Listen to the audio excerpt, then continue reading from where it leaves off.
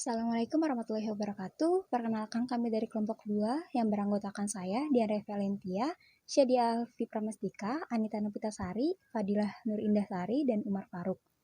Kami akan mempresentasikan hasil makalah kami yang berjudul Penerapan Manajemen Kualitas sebagai Alternatif Peningkatan Daya Saing pada PT Mayora Indah Terbuka. Saya akan menjelaskan bab 1, pendahuluan, latar belakang. Kualitas menjadi hal yang sangat diperhatikan oleh suatu perusahaan dalam pembuatan produknya, karena semakin bagusnya kualitas produk, maka akan membuat konsumen semakin tertarik untuk membeli produk tersebut. Dalam hal ini, untuk memenuhi keinginan konsumen, sudah pasti bahwa perusahaan-perusahaan tersebut akan bersaing untuk meningkatkan kualitas produknya. Dalam arti luas, mutu adalah sesuatu yang dapat disempurnakan. Kualitas suatu produk tentunya didasarkan pada merek dan harga, sedangkan harga menjadi faktor utama dalam menentukan pembelian suatu produk. Selain itu, sistem pengendalian mutu yang baik sangat diperlukan untuk meningkatkan kualitas yang akan berpengaruh terhadap daya saing dari produk yang dihasilkan itu sendiri. Pengendalian terhadap mutu atau kualitas didefinisikan sebagai suatu pengendalian yang efektif dalam mengkoordinasikan setiap usaha untuk menjaga dan meningkatkan kualitas suatu produk, serta melakukan perbaikan mutu dalam kegiatan produksi agar menghasilkan produk yang dapat memberikan kepuasan terhadap kebutuhan dan keinginan dari para konsumen. Suatu produk yang memiliki kualitas yang baik akan memiliki nilai jual yang baik juga. Oleh karena itu, produk biasanya dilengkapi dengan sistem yang disebut sistem manajemen kualitas atau Quality Management System. PT Mayora Indah Persero didirikan pada tahun 1977 dengan pabrik pertama berlokasi di Tangerang, dengan target market wilayah Jakarta dan sekitarnya. Setelah mampu memenuhi pasar Indonesia, Persero melakukan penawaran umum perdana dan menjadi perusahaan publik pada tahun 1990 dengan target market konsumen ASEAN, kemudian melebarkan pangsa pasarnya ke negara-negara di Asia. Saat ini produk perseroan telah tersebar di 5 benua di dunia. PT Mayora Indah adalah salah satu perusahaan yang memperhatikan kualitas dari produk-produk yang diproduksinya. PT Mayora Indah sudah menganut sistem manajemen kualitas ini sejak awal, dan semua kegiatan manajemen dilakukan dengan cara konvensional atau secara manual. Oleh karena beberapa hal di atas, maka perlu adanya pembahasan mengenai manajemen mutu pada PT Mayora Indah. Selanjutnya, rumusan masalah. Berdasarkan uraian di atas, maka selanjutnya dapat dirumuskan dalam bentuk pertanyaan sebagai berikut. 1. Bagaimana penerapan manajemen kualitas pada PT Mayora Indonesia? 2. Bagaimana daya saing yang dimiliki PT Mayora Indah? 3. Bagaimana penerapan ISO 22000-2008 dan ISO 14000-2004 pada PT Mayora Indah? Tujuan penelitian. Berdasarkan rumusan masalah di atas, maka tujuan penelitian ini adalah 1. Untuk mengetahui penerapan manajemen kualitas pada PT Mayora Indah. 2. Untuk mengetahui daya saing yang dimiliki PT Mayora Indah. 3. Untuk mengetahui penerapan ISO 22000-2008 dan ISO 14000-2004 pada PT Mayora Indah. Manfaat penelitian. Manfaat teoritis penelitian ini diharapkan memberi sumbangan pemikiran kepada pengamat akademis, pengamat ekonomi tentang pengendalian mutu produk dalam mempertahankan kualitas. Di sini saya akan menjelaskan tentang kajian pustaka yang akan menjadi acuan dalam alternatif peningkatan daya saing pada PT Mayora Indah. Yang pertama itu ada teori David A. Garvin 1988 dalam bukunya Management Quality, The Strategic, The Competitive Edge, mengemukakan 8 dimensi mutu. Yang pertama ada kinerja, yang kedua ada fitur, yang ketiga ada reliabilitas, yang keempat ada kesesuaian, yang kelima ada umur, yang keenam ada kemudahan perbaikan, yang ketujuh ada estetika, yang kedelapan ada mutu yang dipersepsikan. Lalu yang kedua ada teori 5 Porter sebagai alat untuk menganalisis kondisi persaingan industri yang digambarkan sebagai berikut. Yang pertama ada ancaman pendatang baru, yang kedua ada ancaman produk atau jasa pengganti, yang ketiga ada kekuatan tawar-menawar pembeli, yang keempat ada kekuatan tawar-menawar pemasok, yang kelima ada persaingan dalam industri yang sejenis. Baik, untuk pembahasan berikutnya di kajian teori yaitu mengenai ISO. ISO di sini diambil dari kata isos yang berarti serupa. Serta ISO sendiri merupakan singkatan dari International Organization for Standardization, yaitu sebuah organisasi internasional untuk standarisasi penetapan atau penentuan standar internasional di bidang industri dan komersial dunia, yang bertujuan didirikannya adalah untuk meningkatkan perdagangan negara-negara yang ada di dunia. Dari singkatan ISO tersebut, ISO di sini merupakan penetapan standar internasional yang terdiri dari wakil-wakil setiap negara untuk mengukur mutu organisasi. Nah, setiap perusahaan yang ingin bersaing secara global dapat mengukur kemampuan mereka atau keadaan mereka dengan standar-standar yang sudah ditetapkan oleh ISO. Untuk di Indonesia sendiri ada beberapa jenis ISO yang digunakan oleh banyak produk. Yang pertama yaitu ISO 22000. Nah, standar ISO di sini mengatur sistem manajemen keamanan pangan yang bertujuan untuk perusahaan yang bergerak di bidang minuman dan makanan. Setiap perusahaan yang ingin mendapatkan standar ini harus melakukan kontrol internal serta memiliki rencana proses dan pengendalian untuk setiap produknya. Terus yang kedua yaitu ISO 14001. Nah, standar ISO ini berkaitan dengan sistem manajemen lingkungan dengan berbagai aspek yang wajib dipenuhi seperti penghematan air, bahan bakar, energi, dan pengolahan limbah.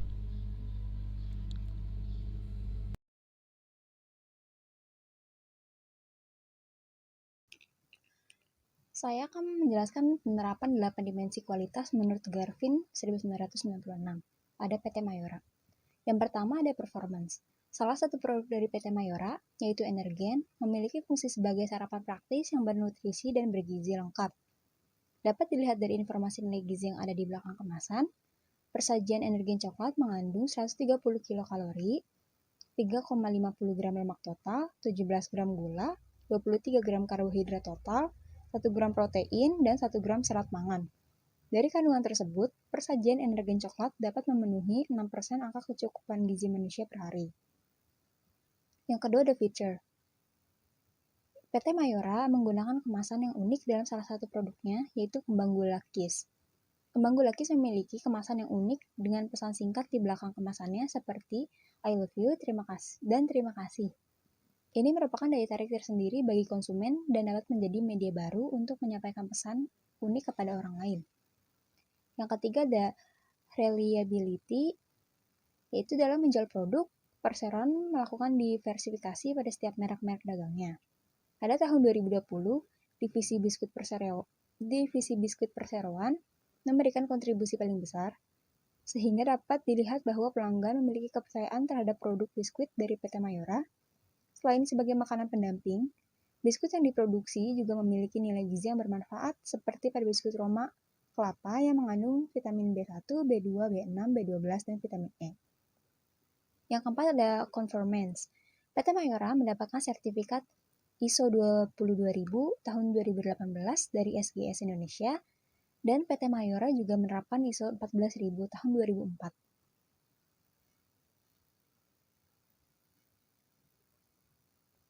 Yang kelima ada durability. Sebagian besar produk yang diproduksi PT Mayora memiliki tingkat keawetan produk yang tinggi sekitar 2-5 tahun tergantung dengan jenis produknya. Yang keenam ada serviceability. Salah satu serviceability yang dimiliki oleh PT Mayora adalah layanan pengaduan konsumen terhadap produk yang mereka produksi. Yang ketujuh ada estetik.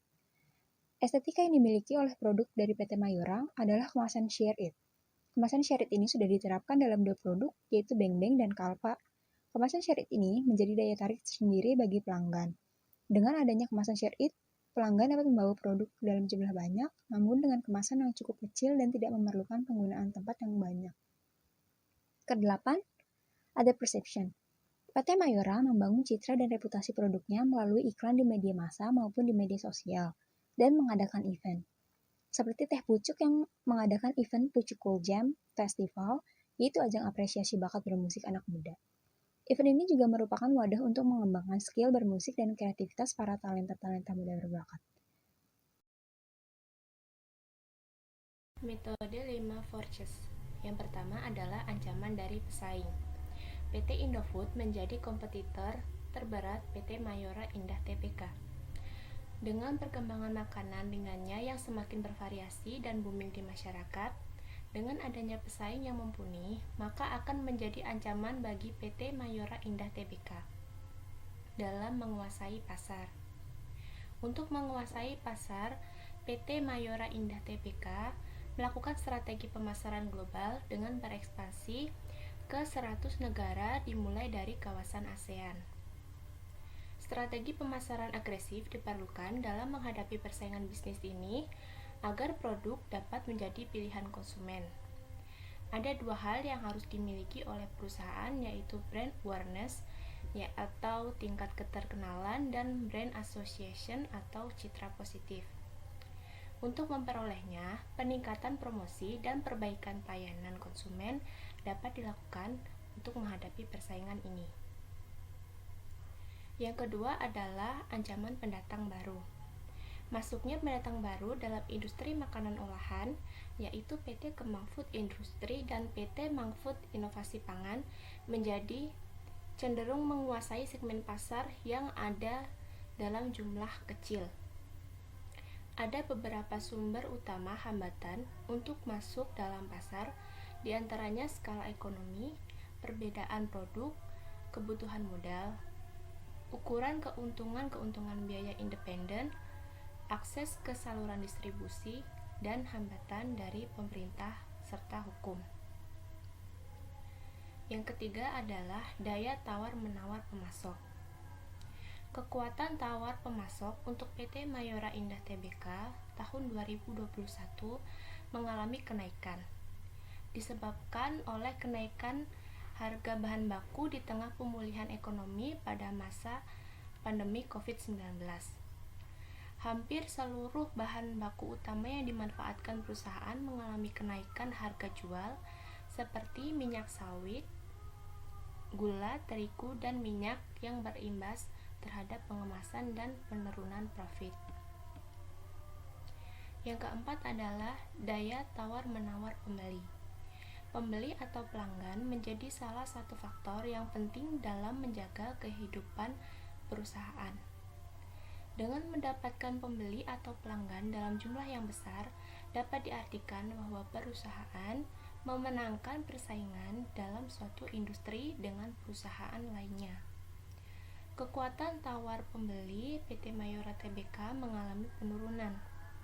Penurunan ini disebabkan oleh ketidakpastian ekonomi yang terjadi dari dampak negatif pada pasar finansial global akibat pandemi COVID-19. 5. Produk-produk substitusi. Pada kondisi tertentu, pembeli atau pelanggan mulai tertarik menggunakan produk pengganti atau produk substitusi. Terdapat 3 faktor yang mempengaruhi kekuatan produk pengganti, yaitu harga atau kinerja relatif pengganti, biaya switching, dan kecenderungan pembeli untuk menggantikan. Dalam hal ini, produk dari PT Mayora Indah Tbk memiliki produk substitusi antara lain jelly drink, minuman isotonik, susu, dan roti. Untuk menghadapinya, terdapat 2 strategi yang dapat dilakukan perusahaan FMCG atau Fast Moving Consumer Goods, termasuk PT Mayora Indah Tbk, dalam menghadapi persaingan bisnis pada masa pandemi. Pertama, mengeluarkan second brand dengan harga produk yang lebih murah, sehingga bisa menjamin setiap segmen masyarakat. kedua, mengeluarkan versi saset dari produk-produk yang sudah ada sebelumnya. Untuk pembahasan yang terakhir di bab 3 yaitu mengenai penerapan ISO pada PT Mayora.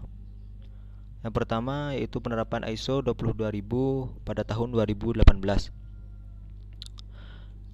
PT Mayora selalu memasok bahan baku yang berkualitas dari mitra-mitra mereka dan telah bekerja sama dengan mereka seperti Torabika Eka Semesta yang memasok biji kopi bersih dan sudah digandreng sesuai ukuran dan mendapat serial yang berkualitas baik. Serta PT Mayora sudah menggunakan teknologi yang tinggi dalam proses produksinya. Nurudin Lesman juga menyampaikan saat acara media visit ke pabrik Mayora di JTK bahwa mesin-mesin yang digunakan untuk pembuatan di PT Mayora di sini sudah diimpor dari Denmark dan Italia. Untuk yang kedua yaitu penerapan ISO 14000 pada 2004. Protect and Nourishing Our Planet merupakan komitmen PT Mayora untuk terus berkontribusi dan memberikan perhatian penuh pada tanggung jawab sosial, khususnya pada lingkungan hidup, yang meliputi penggunaan energi yang ramah lingkungan serta sistem pengolahan limbah. Pada sistem pengolahan limbah di sini, PT Mayora sudah melakukan pengolahan limbah yang sangat baik yang dihasilkan dari proses produksi yang merupakan limbah organik dan tidak berbahaya serta tidak mencemari lingkungan maupun suku cadang yang rusak dan lain sebagainya.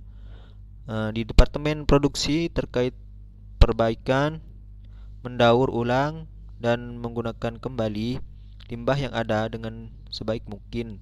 Dalam hal ini tidak dapat di-repair, di-restore ataupun di-recycle, yang tidak dapat di-recycle. Di sini PT Mayora memastikan limbah mereka diproses oleh perusahaan lain atau rekan mereka yang memiliki sertifikat pengolahan limbah di Departemen Lingkungan Hidup.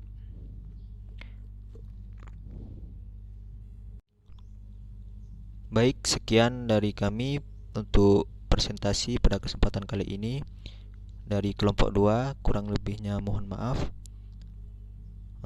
Assalamualaikum warahmatullahi wabarakatuh.